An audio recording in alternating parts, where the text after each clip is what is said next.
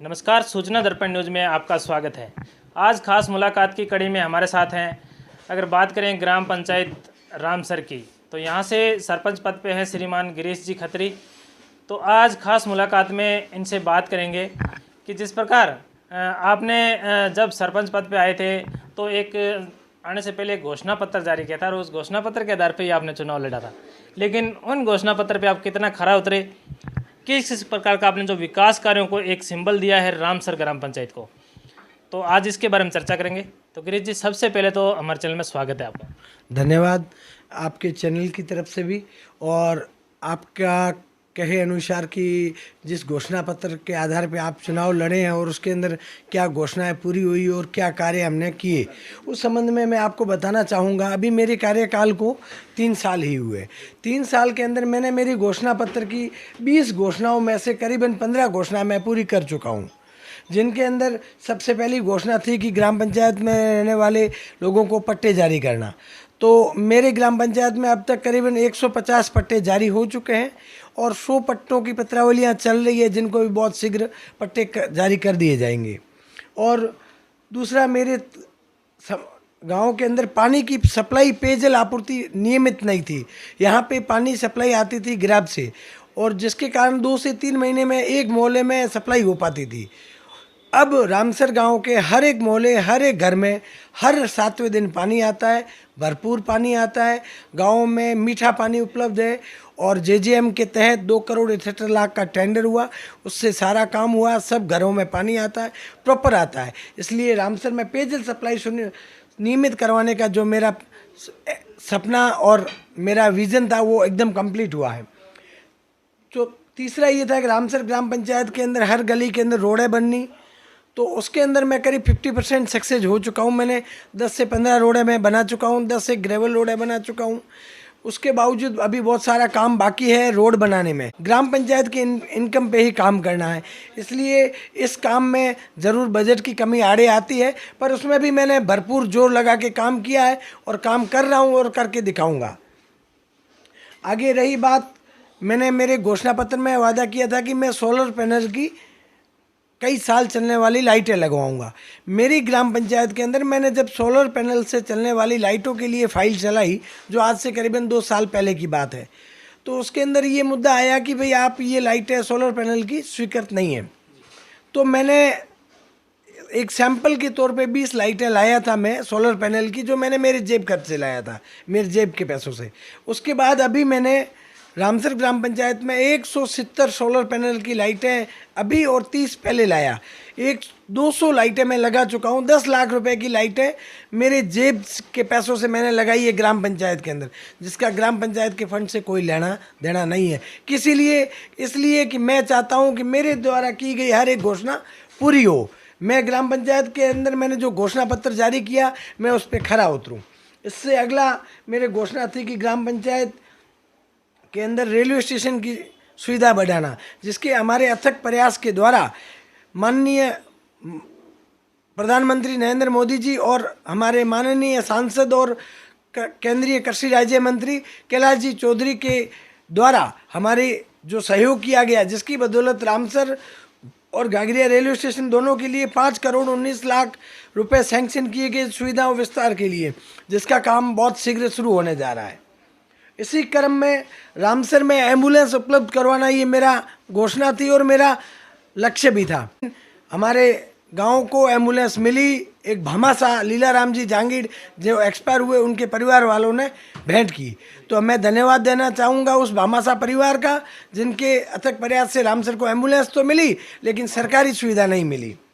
इसी क्रम में मैं व्यापारियों के हित में पांदी का पार रेलवे फाटक क्रॉसिंग बंद है, उसको खुलवाने के लिए हमारे द्वारा केंद्रीय कृषि राज्य मंत्री कैलाश जी चौधरी और माननीय नरेंद्र मोदी जी के द्वारा हमारी जो हेल्प की गई, तो उसी क्रम में हमारी रेलवे क्रॉसिंग खुलने का काम लगभग 80% पूरा हो गया है और बहुत जल्दी इसका ऑर्डर जारी हो जाएगा और यहाँ पे रेलवे क्रॉसिंग खुल जाएगा। और उसके ऊपर ग्रेवल रोड नहीं थी, उसको हमने स्वीकृत करवा दिया और बना भी दिया है 2 साल पहले।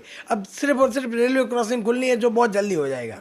इसी क्रम में हमने रामसर ग्राम पंचायत में वादा किया था कि शौचालय, आवास और टाँकों की भरपूर सुविधाओं का लाभ दिलाया जाएगा।